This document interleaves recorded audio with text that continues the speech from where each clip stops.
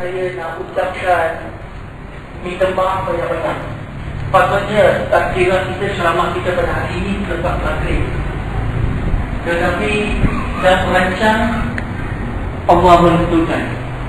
Daripada perjalanan daripada KL, saya dah minta tiket sampai dekat sini sebab sebelum pukul 6. Dia kata 5.30 insyaAllah sampai. Pagi tadi sebelum solat pun saya tanya balik, dia kata insyaAllah sampai. Tetapi dalam perjalanan bas ada rosak sikit, lepas tu banyak berhenti pula. Jadi sampai ke sini tak terlajak masa. Jadi saya minta maaf banyak-banyak. Sebab sebagai orang Islam, menghormati masa itu adalah salah satu ciri-ciri kita sebagai orang yang beriman. Tetapi kita merancang, Allah menentukan insyaAllah. Baiklah, ini adalah saya tak pasti kali keberapa, mungkin kali ketiga atau boleh jadi kali keempat saya datang ke Masjid Bakri ini. Alhamdulillah, mempunyai kenangan yang manis setiap kali saya datang ke sini. Alhamdulillah. Dan saya percaya sebelum ini sudah pun saya bincangkan beberapa topik-topik yang berkaitan dengan perbandingan agama. Boleh saya bertanya sedikit, siapa yang sudah mendengar saya bercakap sebelum ini, boleh angkat tangan yang nak dengar. Kalau ini kali pertama mendengar saya cakap, boleh angkat kaki. Kalau tak kali pertama, angkat tangan kali pertama. Oh, saya tengok ramai juga kali pertama. Okey, kalau begitu, izinkan saya perjelaskan sedikit banyak latar belakang diri saya. Kata orang tak kenal masa tak cinta. Baiklah, cara ringkas, saya bukannya seorang ustaz.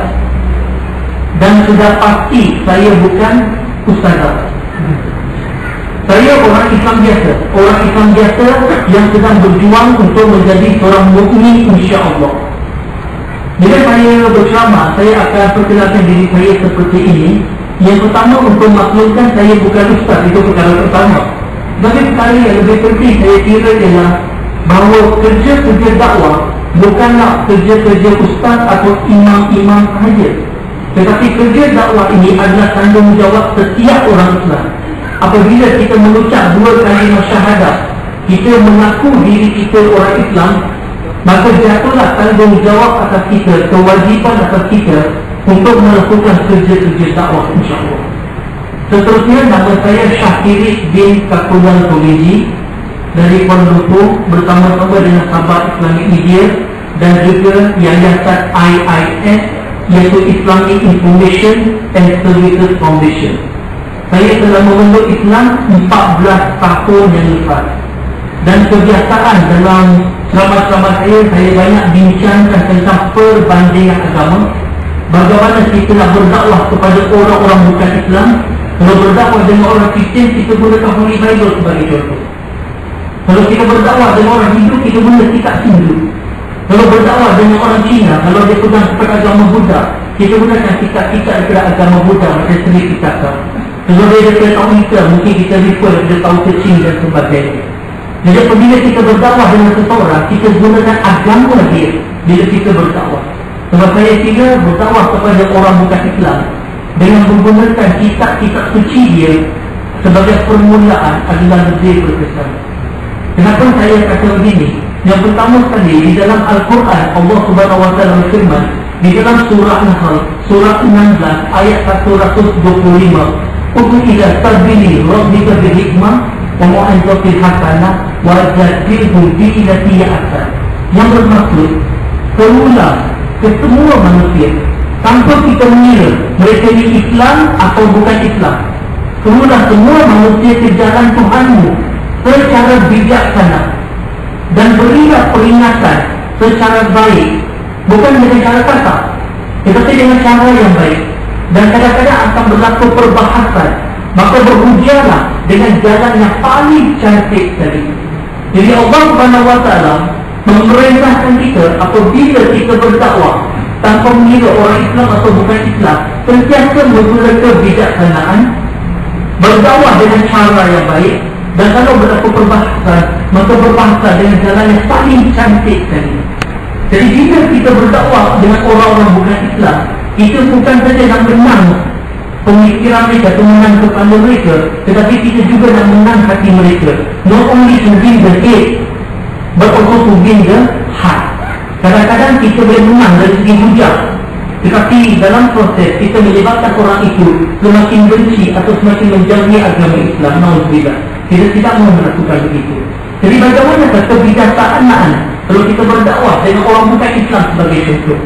Di dalam Al-Quran, dalam surah Al-Imran, surah nombor 3, ayat nombor 64, Allah Subhanahu wa Ta'ala berfirman, "Qul ya ahlal kitab, ta'allaw ila kalimatin sawa'in bainana wa bainakum."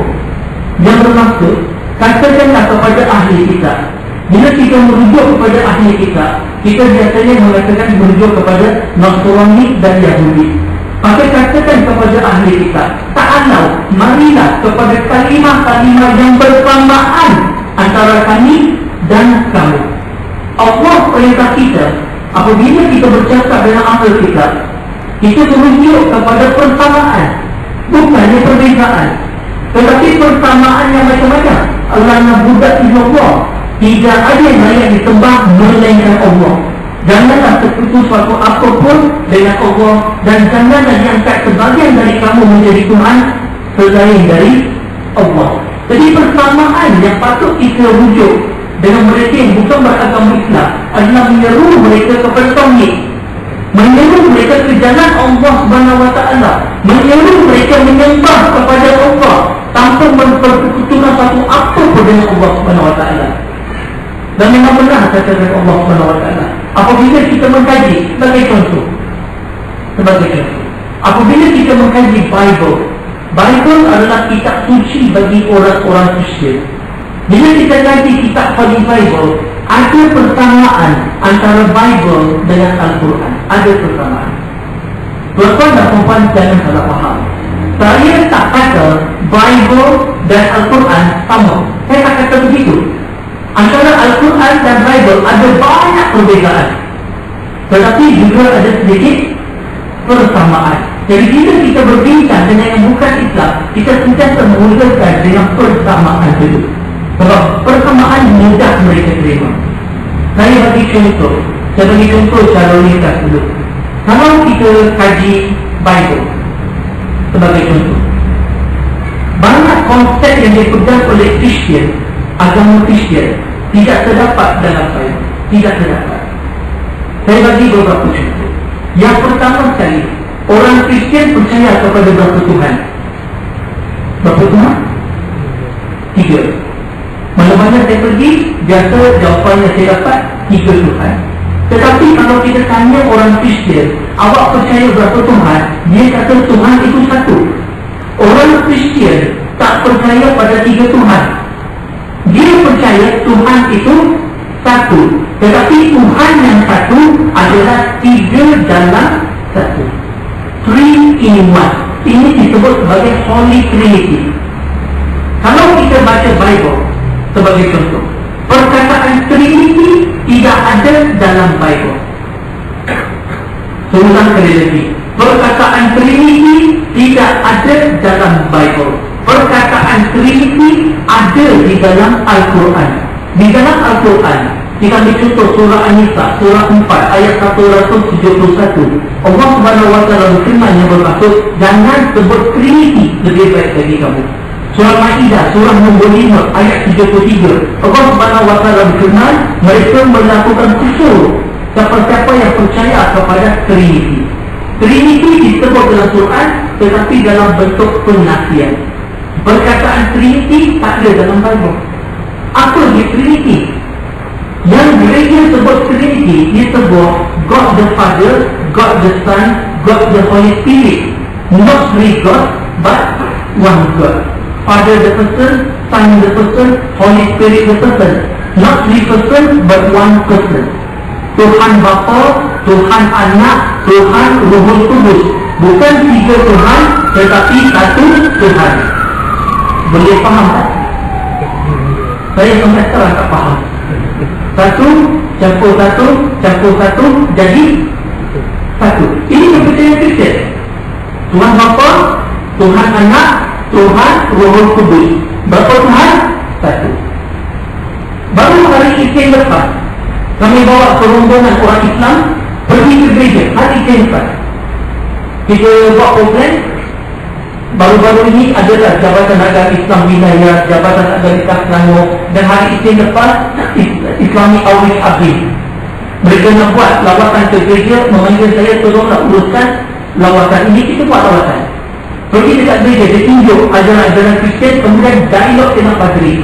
Ditanya soalan dengan Trinity pada padri, pada persoalan nama dia. Tapi bila nak menjelaskan Trinity, mereka tak menjelaskan dengan baik.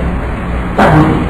Dari pengalaman saya dan jumpa dengan ramai padri-padri, pastor-pastor, missionary, Muslim pun pernah. Muslim ni kira pembantu kepada Archbishop. Bila ditanya soalan tentang Trinity, jawapan mereka, dia kata this is a mystery. Trinity is a mystery. Habis tutup kes. Kebanyakan orang Kristian percaya kepada Trinity, mengangkat Nabi Isa atau Jesus Christ menjadi Tuhan. Kalau saya sebut Jesus Christ adalah sama dengan Nabi Isa alaihi salam. Jesus Christ, Nabi Isa. Perkataan Jesus datang daripada Yesus, Yeshua. Dalam bahasa Hebrew disebut sebagai Isa. Dalam bahasa Arab disebut sebagai Isa. Perkataan Christ datang dari perkataan Greek, Christos. Christos dalam bahasa Greek. Dalam bahasa Hebrew dan Greek Ibrani disebut Messiah. Dalam bahasa Arab kita sebut Al-Masih. Sebagai contoh, dalam surah Al-Imran, surah 3 ayat 45 disebut Isa Al-Masih, Jesus Christ. Ataupun kalau kita sebut Nabi Sulaiman, dalam Bible disebut Solomon. Nabi Ibrahim, Abraham. Nabi Yusuf, Joseph. Nabi Yakub disebut sebagai Jacob. Bukan disebut ni. Jadi ini sebutan dalam Bible dan dalam Al-Quran dari segi sebutan berbeza, tetapi merujuk pada Nabi-Nabi yang sama, insyaAllah. Baiklah, kita teruskan.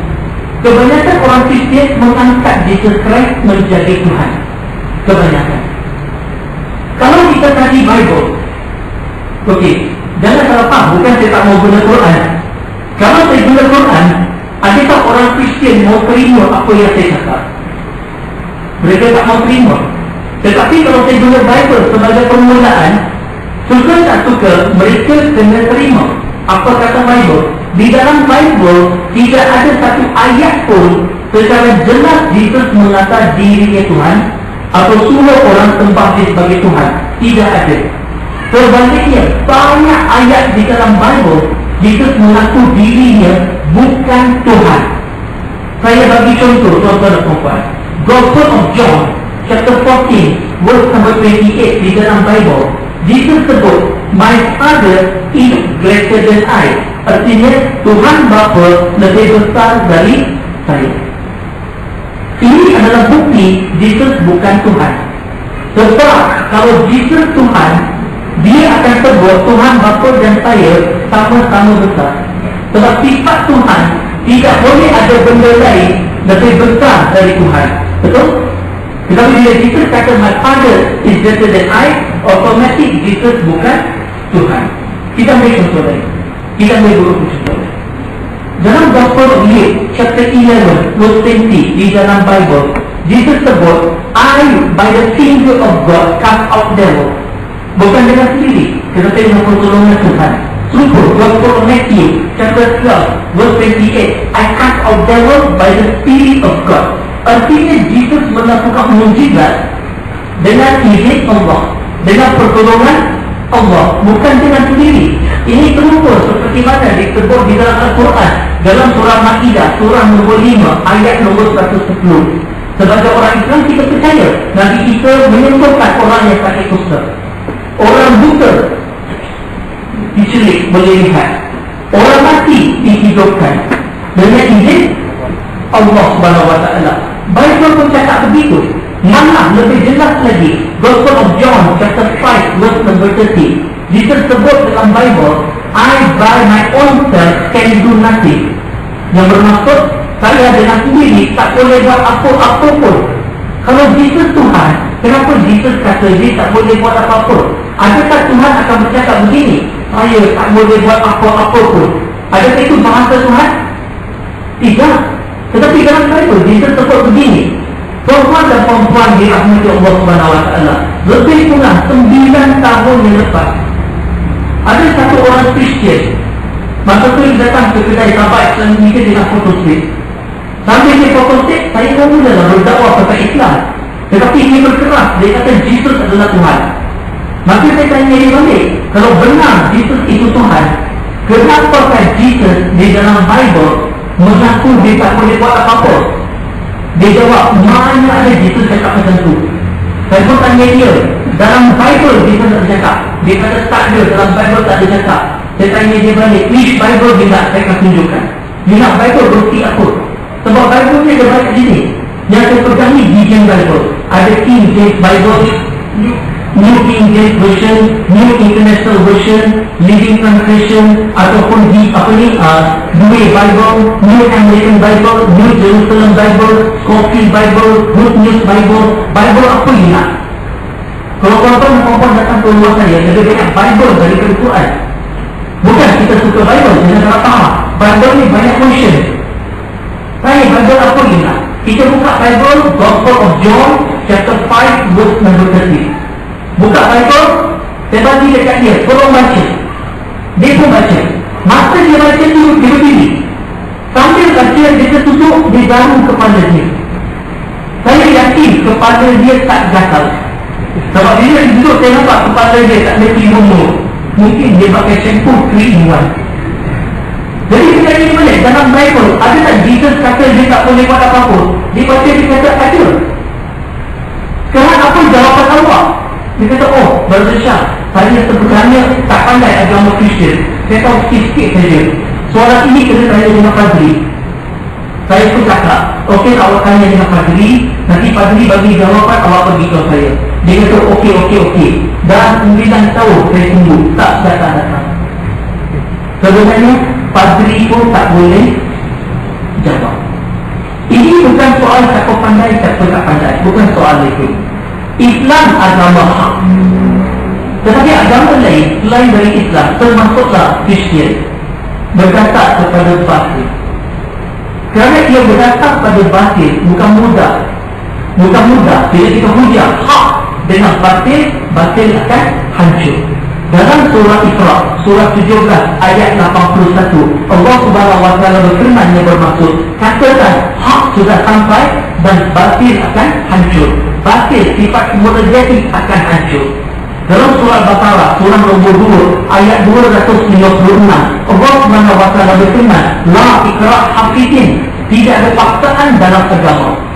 Sambungan ayat tadi adalah ya hak tidak sama dengan yang batil. Hak dengan batil tak sama. Jadi kita tak perlu paksa orang, tak perlu paksa masuk Islam, tak perlu. Bila kita bagi hak dan dia banting dengan batil yang dia pegang, tidak sama. Jelas. Macam mana saya tahu perkara ini? Sebab 14 tahun yang lalu saya masuk Islam. Sebelum saya masuk Islam, saya agama Hindu, agama lain, batil. Bila ditunjukkan kebenaran agama Islam, tak sama dengan batil. Begitulah pengalaman saya bila berjumpa dengan Kristian. Tanpa mengira padri, missionary, pastor, kita tak kira. Dan bila saya cerita dengan mereka, saya guna Bible. Saya menggunakan Bible untuk bincang dengan mereka, untuk membuktikan Islam agama benar. Mungkin tuan-tuan dan puan-puan rasa pelik, tetapi benar. Kita gunakan Bible untuk membuktikan Islam agama benar. Tuan-tuan dan puan-puan jangan salah faham. Bila saya kata begini, bukan berarti kita bergantung kepada Bible. Bukan begitu. Orang Kristian, kayu hukum dia ialah Bible. Dia berpegang kepada Bible. Kita guna kayu ukur dia untuk membuktikan yang dia pegang tak betul, yang benar adalah agama Islam. Sebagai contoh, kita tambah satu contoh.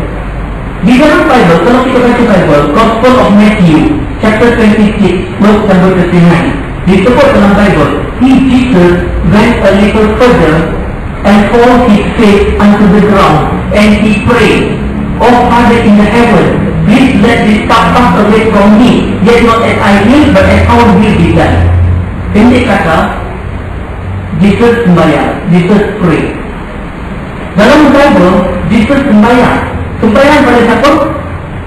Tuhan. Kita tanya orang Kristian, kata ke Jesus, dia kata Jesus ialah Tuhan. Maka Tuhan sembahyang pada Tuhan. Jadi kalau orang Kristen tu Jesus, dia kata God. You mean God pray to God? Because Jesus pray to God. If Jesus is God, meaning this God pray to God. Tuhan menyembah Tuhan. Logik kan? Logik kan Tuhan menyembah Tuhan? Tak logik. Bagaimanakah caranya Jesus sembahyang? Dalam Bible, fall his face unto the ground, artinya sujud. Menurut Bible, Jesus sembahyang dengan cara sujud. Adakah orang Kristian hari ini pergi ke gereja, mereka sembahyang, mereka sujud? Tidak. Saya tak banyak kali keluar masuk gereja, tak ada mereka sujud. Siapa yang sujud? Orang Islam. Orang Islam sujud, orang Kristian tak sujud. Kalau kita tengok Bible, Jesus dikatakan di sunat. Gospel of Luke chapter 2 verse number 21, when 8 days passed, he was circumcised and he was named Jesus. Jesus disunat. Orang Kristian hari ini lelaki sunat ke tak sunat? Tak sunat. Siapa yang bersunat? Orang Islam. Orang Yahudi pun dia. Tapi orang Kristian tidak. Gospel of Luke chapter 4 verse number 1 to 4, Jesus did not eat nor did he drink water for 40 days and nights. 40 hari, siang dan malam, Jesus tak makan, tak minum. Artinya apa? Puasa. Hari ini orang Kristian puasa tak makan, tak minum. Tak ada. Sepatutnya dia, tapi tak buat. Siapa yang berpuasa? Orang Islam. 1 bulan Ramadan, itu orang Islam, kita berpuasa. Satu persatu saya boleh bagi contoh yang Jesus Christ buat, orang Kristian tak buat, tetapi orang Islam buat. Baiklah, sekarang kita akan sedikit perbandingan agama dari orang Hindu pula. Bila kita berdakwah dengan orang Hindu, tolong jangan guna Bible. Tak laku. Orang Hindu ada kitab-kitab dia sendiri. Dia ada banyak kitab, 2000 kitab. Kitab yang paling tua, yang paling autentik, yang paling sahih bagi dia adalah kitab Veda. Veda ni ada 4 jenis: Rig Veda, Yajur Veda, Sam Veda, Atharva Veda. Ada kitab-kitab Purana, Upanishad, Mahabharata, Ramayana, Bhagavad Gita, Srimad Bhagavatam, Turun macam-macam kitab dia. Tak apalah, tak sempat kali pun tak pun. Kita ambil beberapa contoh itu. Dalam kitab Chandogya Upanishad, hukum 6, bab 2, ayat 1 menyebut Ekam Ewetnikian, yang berarti Tuhan itu satu, tidak ada yang nombor 2. Serupa dengan Qul huwallahu ahad. Kata-kata Allah itu Esa, tunggal satu. Surah Al-Ikhlas, surah nombor 112, ayat nombor 1. Swetashvatara Upanishad, bab 6, ayat 9 menyebut Nasyakati Jadikana Syarifah. Ada satu-satu boleh ulang? Maksudnya ialah Tuhan tidak ada ibu bapa atau Tuhan lain lebih besar darinya. Tuhan tak ada bapa. Serupa dengan dalam Yalid walam yulad. Allah tidak dilahirkan dan tidak melahirkan. Jadi Allah tak ada anak, tak ada mak, tak ada bapa. Kalau kita lihat dari Yajur Veda, bab 32 ayat 3 menyebut Nasatya Pratima Asti. Artinya bagi Tuhan tidak ada pratima. Pratima di sini bermaksud gambaran, lukisan, image. Artinya Tuhan tidak boleh digambarkan. Walam yakul lahu kufuwan ahad. Tak ada satu apa pun yang serupa dengan Allah. Tapi orang Hindu, dia menggambarkan Tuhan dia. Ada Tuhan kepala gajah, Ganesha. Tuhan kepala kera, badan manusia, Hanuman. Brahma ada 4 kepala, Vishnu 4 tangan. Tuhan yang tidak boleh digambarkan, dia beri gambaran. Dalam Yajur Veda, bab 40 ayat 9 menyebut Anda sama perwitan tiason mutimu pasti. Tak apa-apa, tapi kita ambil dia dulu. Artinya ialah mereka jatuh dalam kegelapan siapa-siapa yang menyembah asam putih. Asam putih dalam bahasa Sanskrit bermaksud anak-anak semula jadi, benda semula jadi. Orang Hindu dilarang sembah benda semula jadi, seperti matahari, bulan, pokok, batu, api, ular, kera, tikus, gajah, lembu.